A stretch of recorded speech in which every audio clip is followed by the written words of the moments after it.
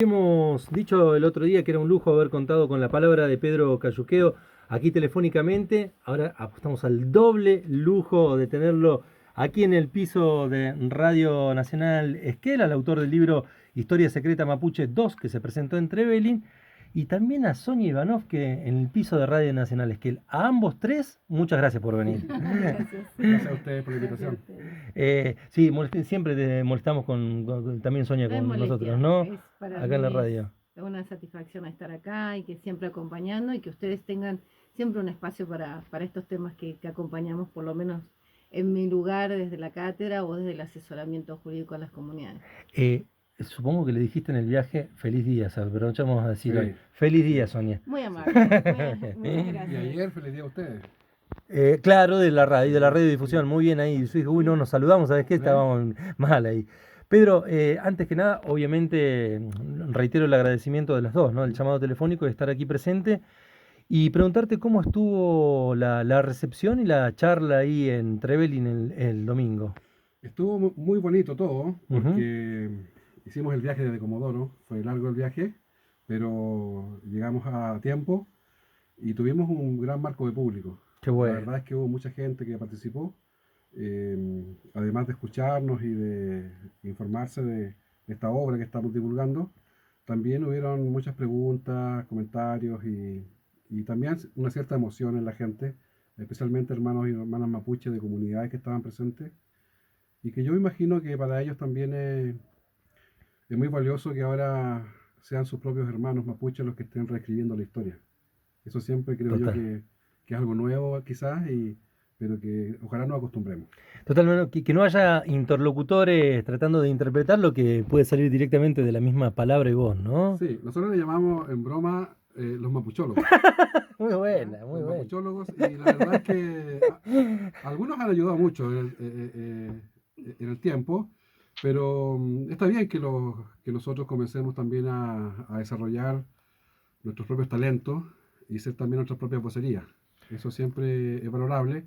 Y ayer me acompañaron dos hermanos también en la actividad en Trevelin, que también son personas que están impulsando este tipo, empujando este tipo de procesos y bueno, y aliados como la cátedra también, de que dije Sonia, son valiosísimos para esto. Totalmente. Pero hay algo interesante también en esto de que los propios mapuches, tehuelches puedan contar su historia, pero también hay que entender la historia, valga la redundancia. Hemos hecho muchas charlas aquí con gente de aquí de diferentes comunas, historias que han sido borrados su lenguaje, han sido oprimidos para no contar desde su lugar, no hablar en su lengua, etcétera. También se entiende, ¿no? Sí, El tiempo este que han tenido para poder volver a contar sus historias desde su lugar. sí, Un proceso. es un proceso de descolonización también, Bien. es un proceso de empoderarse, es un proceso incluso personal de reencontrarse con la identidad, Muy de bien. reencontrarse con aquello que le negó el sistema educativo, que le negó la propia sociedad argentina, en este sentido de menosprecio hacia el indio, hacia el indígena. Y eso no es fácil, no es fácil sanarse de ese Totalmente. menosprecio. Entonces, yo soy muy consciente de que no hay que apurar los procesos, estas cosas se dan incluso naturalmente. Yo siempre cuento el caso que se da en Gulumapu, en el lado chileno, de hermanos y hermanas que algunos tardíamente se reencuentran con su identidad. Ujú. Yo estaba con personas mayores que viven en la urbe, en Santiago de Chile, lejos del territorio histórico, que emigraron siendo niños con sus padres, razones de todo tipo, familiares, económicas, de laburo, etcétera. Y algunos de ellos en su adultez, en su tercera edad, se han reencontrado con su Qué identidad. bueno. Y eso también es muy válido. Y no me atrevería a juzgar a esos hermanos de que no hayan tenido antes la oportunidad o no hayan tenido la disposición de hacerlo. A eso me refería, ¿no? Hay muchos motivos por los cuales Sí. han sucedido ahí. Aprovecho a decir que qué lujo decir que nos estuvo sobando un mate Sonia Ivanov en la radio. No, pero yo lo dejo tomar un poquito de aire y tomar mate a Pedro, pero creo que desde la cátedra eso es lo que queremos Totalmente. hacer desde el 2008, o por lo menos en ese entonces fue el cacique Sergio Nahuelpan y varios otros loncos a pedirle al rector un espacio en la universidad, y de eso se trata. La Universidad Argentina tiene una deuda enorme con los pueblos indígenas Y si no empieza la educación a decolonizarse y como propuestas pedagógicas a seguir cambiando ese chip, un poco lo que planteaba ayer Pedro, ¿no? Casi todos ellos, tanto del lado chileno, argentino, se criaron con que cazaban, pescaban y después, y los daban, se fueron, no existen más. Y entonces, ¿pero qué es mi vecino, no? Totalmente. Entonces, esta invisibilización, esta cuestión de que se extinguieron y cómo es ahora, por qué hay reivindicaciones, qué es lo que plantean. Me parece que, bueno, de eso se trata, ¿no? De seguir acompañando los mismos procesos que los hermanos y las hermanas tienen. Esto es una reflexión que quería compartirla con ustedes, me van a decir si Mm. o refutarla o no, pero me da la sensación que no solamente en el campo de la derecha política, tanto de Chile como de Argentina, sino también a veces o por error o por no el conocimiento del trato de la comunicación, también en los lugares del progresismo y del campo nacional y popular, también existe esta temática, ¿no? También de los mapuchólogos en cierto sentido, pero también la cuestión de pensar que ya fue, o que es historia pasada, en muchos casos, no solamente en la derecha de los Mm. lugares, ¿no? Me Sí, parece. sí. A ver, el racismo es un fenómeno transversal en la sociedad. No es propio de un sector social Exacto. o de un barrio o de un rango etario. Ujú. El racismo es cultural. Y racismo, por tanto, es una expresión de una ignorancia cultural respecto de un otro. Y ahí la sociedad argentina, si ha sido maleducada en los temas indígenas desde la escuela, van a ser racistas todos, independiente de su color político. La izquierda a veces tiene mayor cercanía Claro. por ciertas agendas que son comunes, de cambio social, de reconocimiento de derechos, etcétera. Y cuando no, también de que los indígenas hemos sido carne de cañón de la izquierda en Latinoamérica mucho tiempo. Mirá. ¿Ah? Eso hay que reconocerlo y ha sido lamentable. Eh, los cuadros indígenas eran los predilectos en las guerrillas de los 60, predilectos para mandarlos al choque. Y eso es algo que tenemos que también nosotros hacer, la izquierda tiene que hacer una autocrítica.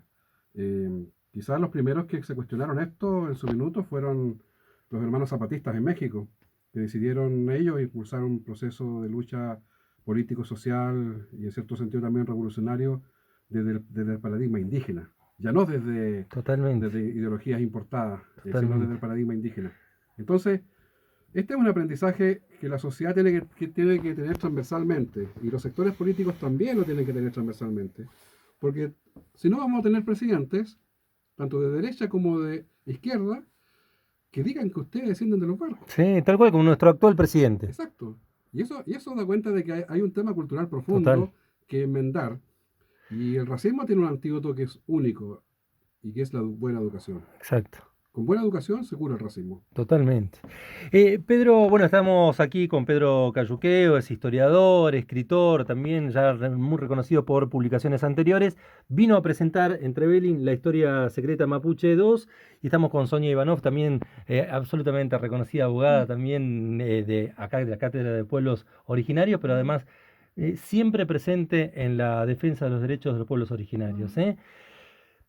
Te lo pregunté el otro día con respecto a por qué una historia secreta mapuche 2, pero la traigo de nuevo ¿por qué? Porque estás entrelazando, tejiendo también esta cuestión de la educación todo el Sí, tiempo cuando lo hablas, ¿no? sí. ¿Por qué otro libro más? Es una saga histórica que por el periodo que abarca, que es básicamente siglo XIX y siglo XX, requiere un desarrollo a fuego lento, ¿ya?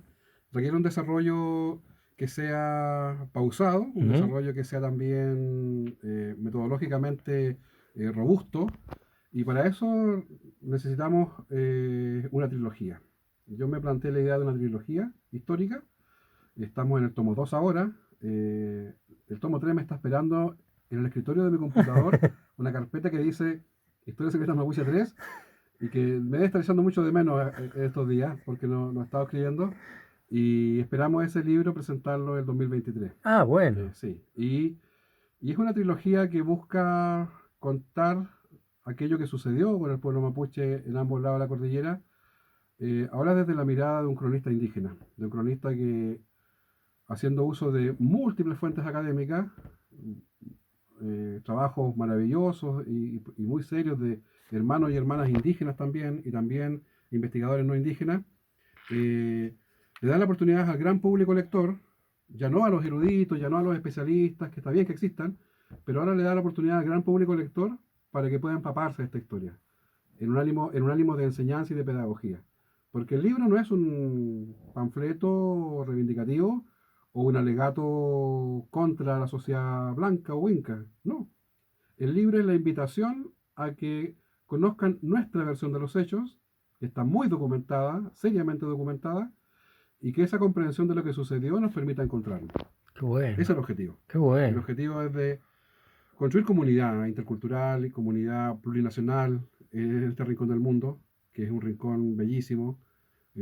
Somos bendecidos con habitar esta parte del planeta, y yo creo que esa es la lección también que nos entregan nuestros cuifiquechí antiguos, que también vivieron la convivencia intercultural con otros pueblos, otras culturas. Incluso, esto yo lo he investigado en el lado chileno, incluso a pesar de todo lo que les sucedió, del despojo, de la invasión militar y todo eso, cuando comienzan a llegar los colonos extranjeros, europeos, al territorio de la Araucanía, por ejemplo, Ujú. comienzo del siglo XX, muchas colonias tuvieron también un recibimiento bastante generoso y hospitalario de los mapuches de la época. Entonces, a veces nos centramos tanto en el conflicto, nos centramos tanto en las cosas que nos dividen, que olvidamos que en la historia hay muchas cosas que nos unieron y que hoy día, en la actualidad, también nos siguen uniendo a la sociedad indígena y la no indígena. Por lo pronto, hay en nuestras culturas, en nuestras cosmovisiones, yo siento muy profundamente que hay respuestas nuestras a problemas de todos. Y si la política tradicional, si las ideologías tradicionales no dan respuesta a problemas contemporáneos que son graves, quizás las tenemos en las culturas originarias. Total. ¿Y por qué no buscarlas ahí? ¿Por qué no hacer alianzas con los hermanos indígenas? Que por lo pronto en uno de los grandes temas globales hoy día, como cambio climático, puede ser que tengamos cosas que decir, si somos los guardianes de esta tierra de hace miles de años. Pedro, ahí, bueno, nombrabas el tema de la política, ¿no? Y la posibilidad de que la política tradicional absorba o se permita incorporar. Se me viene a la cabeza lo de siempre, inmediatamente el Estado plurinacional a la que apuntó Evo y los compañeros de allá de Bolivia, ¿no? Pero si lo traemos aquí a Argentina y a Chile, estamos muy lejos, me parece, ¿no? Si lo ponemos a pensar en las estructuras políticas como la tenemos ahora. ¿Crees que si ponemos una franja etaria, no me gusta a veces dividir esto, ¿no? Pero por ahí una franja generacional de pibes y pibas más chiques en este sentido, de que ahí, por ejemplo, podemos encontrar un camino más, y la invito a reflexionar a Sonia también, Ujú. ¿no? Más permeable para que esta cuestión se traduzca en realidad y en algo concreto hacia adelante? Sí, yo soy un optimista absoluto de las nuevas generaciones. Ujú. Yo creo que ahí hay un terreno fértil para sembrar y para sembrar esta nueva mirada sobre los temas indígenas en nuestros respectivos estados. En Chile no se puede entender el estallido social del año 2019, que se llenó de banderas mapuche, fue el símbolo del estallido social chileno, la bandera mapuche, si no es porque las nuevas generaciones, descontentas de la política tradicional, escépticas de los políticos profesionales, abrazaron la causa indígena, y porque encontraban que ahí había una legitimidad, una dignidad que era distinta, que era más genuina, que Ujú. quizás más pura en un sentido, digamos, de ciertos valores y principios que la clase política tradicional había traicionado hace mucho tiempo. Y eso hace que la convención elegida democráticamente tuviera escaños reservados indígenas. Eso hace que la primera presidenta de la convención haya sido una mujer mapuche. Y eso hace que la constitución que emanó de ese proceso, que votamos la próxima semana en Chile, tenga garantizados muchísimos derechos indígenas que estaban pendientes. La plurinacionalidad, las autonomías indígenas, pluralismo jurídico, los escaños reservados en el Parlamento a futuro. Todo eso viene incorporado en el texto de la nueva Constitución, y eso es porque las nuevas generaciones empujaron ese Empujaron proceso. ahí. Y eso yo creo que es algo que nos enseña. Nos enseña que quizás el árbol que ya creció chueco no se va a enderezar. Cuesta que se enderece, dicen en el campo, pero un árbol que está recién saliendo tú lo puedes guiar, Ujú. lo puedes guiar. Y yo creo que a las nuevas generaciones hay que apuntar mucho con nuestro trabajo, a ellos, para que ellos se encanten, se maravillen con esto, también para que sean críticos de su propia historia y saquen lecciones para que cuando les toque ser ellos los conductores del país, los maestros, los empresarios, los políticos, eh, quienes tengan, digamos, la responsabilidad de ser ciudadanos conscientes y con cierto grado de poder en algunos casos, actúen bien, coherentemente, con lo que aprendieron siendo muy desde niños. Y ahí está el encuentro. Yo creo que nuestra, Te veo hasta en el rostro, hay una cara de esperanza yo ahí, creo que ¿no? nuestra república y nuestra sociedad actual, incluso nuestras élites actuales, se van a sorprender con lo que va a ser la Argentina y el Chile de los próximos 30 años. Ujú. Yo creo que en 30 años les va a parecer absurdo, les va a parecer ridículo eh, que hoy día, que hoy día, por ejemplo, recién en Chile se está discutiendo los derechos indígenas en la Constitución.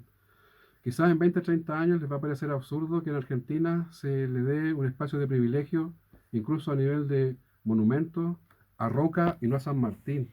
Y San Martín siendo que fue el que habló de nuestros paisanos los indios, que dijo yo también soy indio, y que para cruzar hacia Chile con el Ejército Libertador se reunió con los jefes pehuenches en la cordillera, parlamentó con ellos y les dijo, aquí estoy pidiéndoles permiso, porque ustedes son los dueños del país. Tal cual. Y aprovecho para linkearlo. Esa historia, por ejemplo, es la que no nos contaron tampoco en la primaria, ni en la ¿Sí? secundaria, ¿no? Esa historia que es fundamental. Es A- casi el eje, Sí. ¿no? El Ayer, eje. ayer fue la anécdota porque Pedro también le preguntaron esto y dijo, bueno, espero que tendría que haber más carteles en las escuelas, más San Martín y menos Roca, ¿no? Placas de mármol en vez de decir... Y tiene que ver con esto y por qué el vínculo de la cátedra libre en la universidad. Nuestros futuros profesionales tienen que pensar de otra manera, ¿sí? Por ejemplo, en la carrera de abogacía, no tenemos todavía un plan de estudio con estas, digamos, vivencias, o desde el reconocimiento al pluralismo jurídico que está camino a reconocerse en la Constitución de Chile. El derecho constitucional que se enseña en realidad es el básico, el tradicional, el colonial, el que sustenta el derecho absoluto del derecho a la propiedad y no el derecho de los pueblos indígenas, ¿no? En un contexto de una ciudad netamente pluricultural y plurinacional. Y también otra de las cuestiones que nos interpelan y por qué las universidades, digamos, tienen que interpelarse en sus matrices curriculares, los graduados, los postgraduados, es la situación de que se da como controvertido a como las nuevas expresiones de la memoria del pueblo mapuche, al recordar el territorio, ¿no? Esto del buen mapo. O, a ver, ¿desde cuándo ahora son una nación? Acá es el único pueblo y la única nación es la Argentina. ¿Y por qué el símbolo? Una bandera tienen los mapuches y juramos la bandera argentina. Y creo que esa construcción social en donde todo era uno, una sola nación, un solo idioma, un solo símbolo, hoy es un castillo de naipes que alguien sopló y se está cayendo y derrumbando porque no se puede No sostener se puede más. sostener. Es una foto tan antigua que en realidad se pretendió que sea un proyecto político homogeneizante. La gente dice, no, pero profesora, doctora, usted está haciendo política.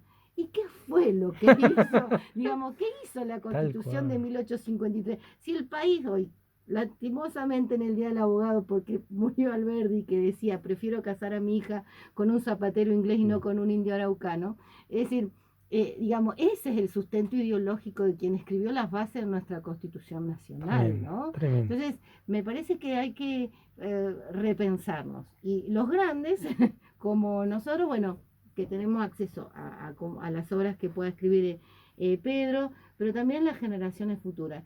Y la universidad no puede ser ajena. La educación superior, cuando uno dice universidad, estamos hablando también de los institutos, nuestros futuros profesorados, Ujú. digamos, tienen que empezar a repensar sus currículos. Y los docentes que forman esos profesionales el día de la mañana, ¿no? Totalmente. Bueno, coincido con lo que dice Sonia ahí.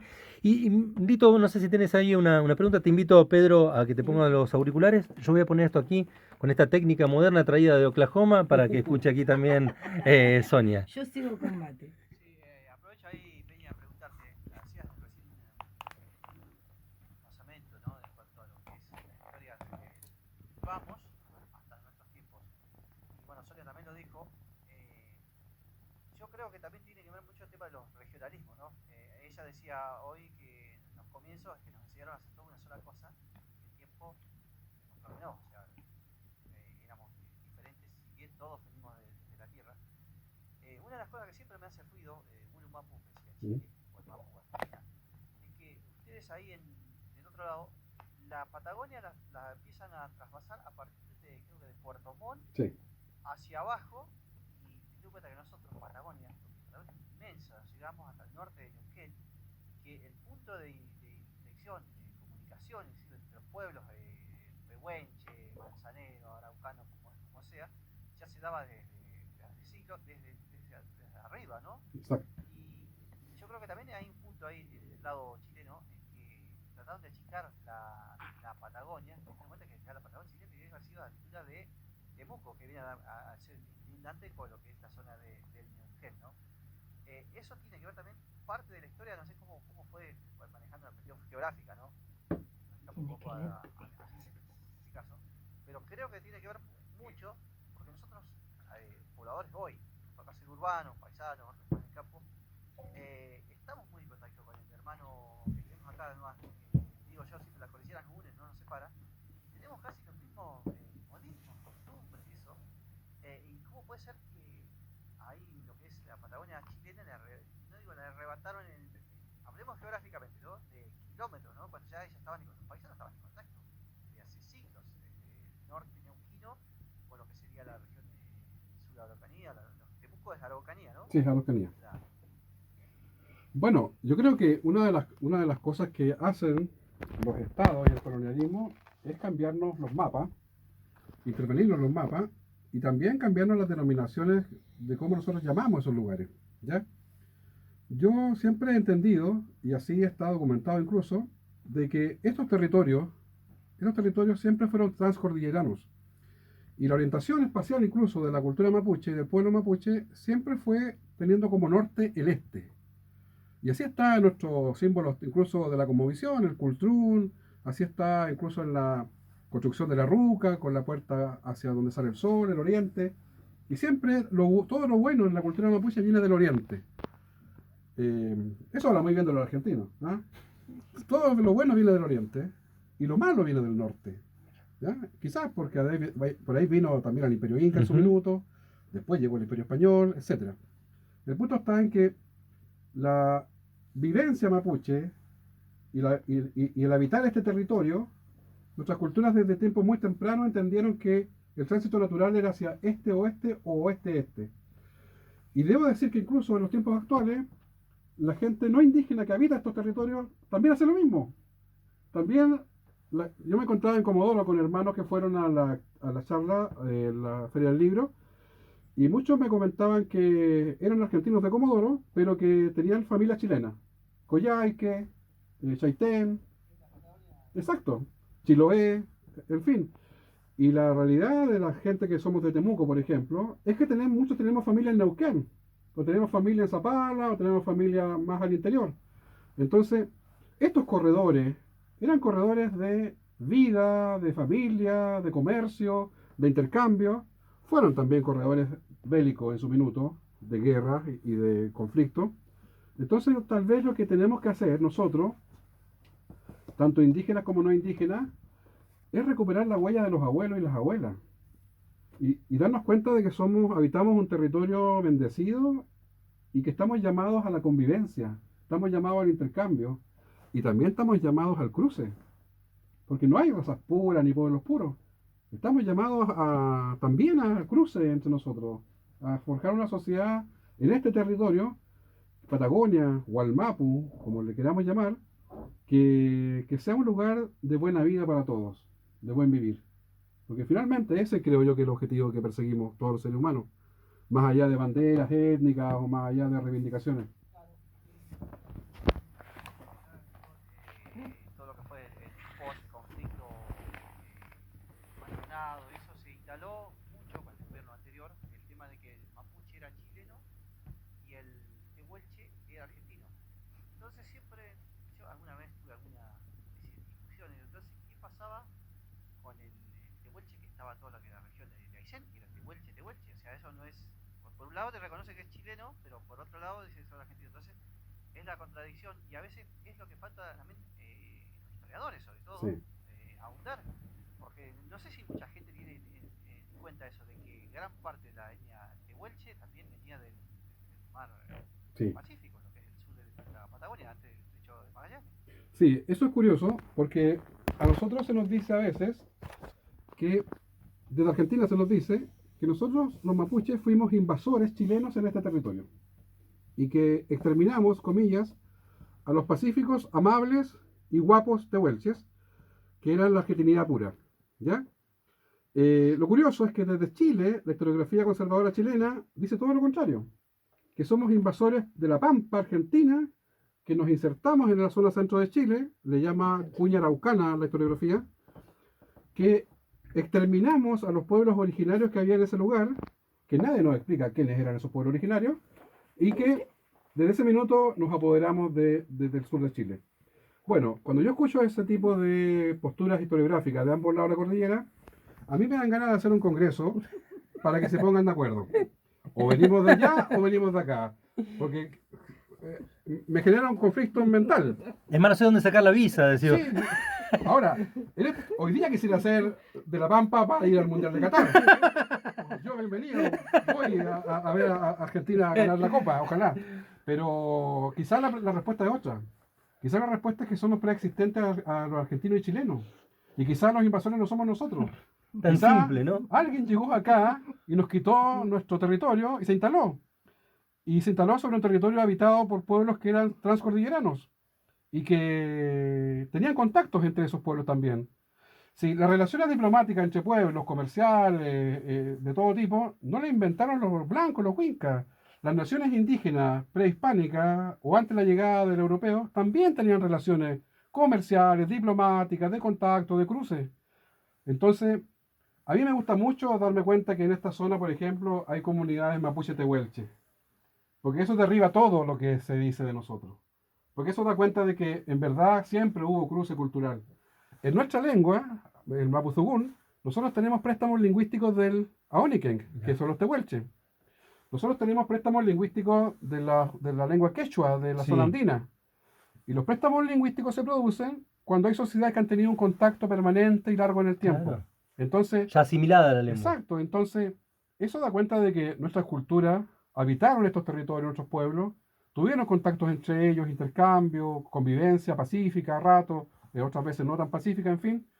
Pero la leyenda negra que se quiere montar, desde ciertos sectores conservadores, en muchos casos también oligárquicos, es absurda y no resiste análisis. Entonces, ¿yo qué digo en estos casos? Nosotros somos los primeros habitantes de esta región del mundo. Esos primeros habitantes no están reclamando para sí que les devuelvan todo ese gran territorio, ni están reclamando para sí que expulsen a los actuales habitantes de esos territorios. Estos habitantes originales están pidiendo justicia, reparación y, ojo, democracia. Si esto es lo que hace la sociedad democrática. Reconocen derechos, reparan errores y proyectan una convivencia en justicia para el futuro. Para sentirnos realmente orgullosos de las democracias que tenemos que resolver el tema pendiente con los pueblos originarios. Si no, nuestras democracias van a seguir siendo imperfectas y, digámoslo con todas sus letras, indecentes. Totalmente. Para ir finalizando y obviamente súper agradecido de esta visita, viene la parte, me sale el cerdo capitalista a mí, me dice, ¿dónde conseguimos para comprar este librazo? Bueno, este libro, en su edición Puelmapu, la edición que hicimos especialmente para este territorio, está disponible en las mejores librerías del país, desde la zona norte hasta Tierra del Fuego. Estamos con una campaña de distribución que es masiva, está llegando a casi todas las librerías. En Esquel está disponible en la librería de nuestro amigo, señor amigo Macayo. Creo que lo tenemos en algún lugar. Sí, creo me que... suena. Sí, bueno, ahí está también el libro disponible. Y entiendo que también lo pueden comprar, la pandemia nos enseñó a comprar por internet. Y está también disponible en la plataforma de algunas librerías de cadenas famosas como Jenny y otras más. Así que lo pueden comprar y le llega directamente a domicilio por correo.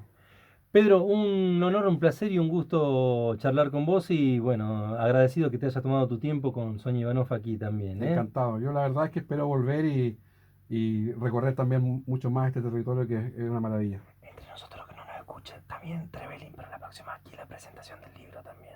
Vamos a hacer lo posible para que Dale. lo hagamos en Esquel. Que no nos escuche nadie. Ok. Gracias, Sonia. Muchísimas No, gracias. Gracias a ustedes, a disposición. Y a leer Historia Secreta 1 y 2. Historia secreta mapuche de Pedro Cayuquea lo tuvimos personalmente aquí en La Aristocracia de Radio Nacional Esquel.